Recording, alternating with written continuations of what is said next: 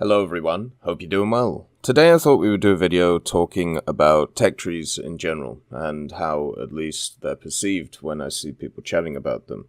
Over the last few years, one of the things that I've championed and will continue to champion when it comes to the game is the idea of expanding pretty much every tech tree, but obviously the minor nations tech trees. You know, the addition of Finland has been very positive in this regard, obviously South Africa to Britain as well, and then also just adding more vehicles to what would be classed as lesser tech trees. There's been a lot of Italian naval vehicles added to their blue water fleet, which has helped them out a lot, and then France has also got a lot of vehicles to help out their different areas, specifically aviation, which was struggling for the longest time. So this has been really positive, in my opinion. It's been really nice to see a bunch of vehicles get added to the game.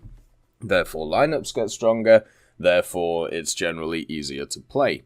Now, what has kind of happened though, and is starting to happen, and I've seen this a few times when it comes to my Twitch stream, and when it comes to other streams that I've been looking at, and just general content that I've been looking at on the forums and also on Discords and stuff. There is now a narrative going around that I was around before, but is now even more around, is the idea of course, the tech trees are now too big, so it's harder to grind through. And this narrative basically comes from the fact that people want to get to top tier, and they don't want to have to grind through everything. So therefore, guiding themselves premiums to be able to grind through everything, and also at the same time, you know, lessens the RP costs every so often to do it. But I just want to kind of talk about the negative effect of having these large trees seems to be having, and also just the overall general mindset that people seem to have as well. So the simple fact is, at least for me, is when we have a look at stuff like War Thunder, so from my perspective, every tree should be as big as it can be. The reason for this is because lineups in the vast majority of game modes are the most important part of being good, right? Or it's the biggest indicator for somebody doing well.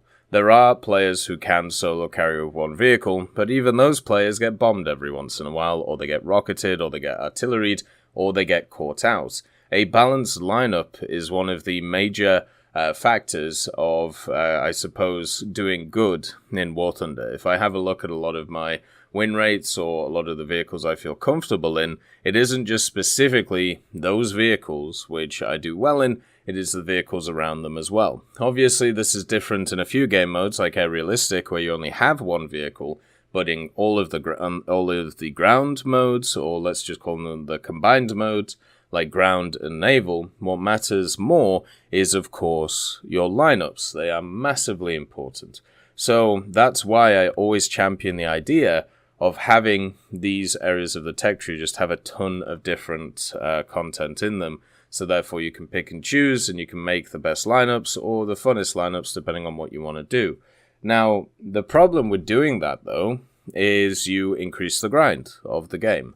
And if your mindset, which it seems like for some reason a lot of people's mindset is, and I never understood why, but is to get to top tier, then this means that the grind has massively increased for you. And even though the experience to get to top tier will be easier and funner, it will take longer. And time seems to be one of those things that is very important to people when it comes to these sets of things. And that is something which I've seen a shift in over the last few years. It was always there when it came to War Thunder. It was always there, the idea of a painful grind, the idea of, you know, everything taking years to be able to get, even if it isn't true. But nowadays, I feel like we're even pushing harder at that, because there's either more players who are more newer to the game, or there is just a simple belief that it is way too much because of the amount of vehicles that they've added. I was having a look at the aviation tree for America the last few days, just to kind of illustrate the point. The American aviation tree is ridiculously large now. So if you're a new player and you want to play through that tech tree and you want to get to jets, for example, it's going to take you ages. If you obviously don't know what you're doing, you're not running premium, and you're kind of just grinding out and going through them. But once you get to the jets, or even once you get to the mid-tiers, you're going to have a ton of really fun vehicles, and you're going to do really, really well. So, it doesn't really matter too much. But a lot of people will kind of curse the game for this huge grind, even though, it's generally beneficial. And that's the thing. I wonder if it's a mindset thing, or if it's just people specifically want to grind out like specific vehicles that they see, and therefore nothing else matters. And are you willing to like go through like 20 or 30 or 40 different vehicles to be able to get to that vehicle that you want?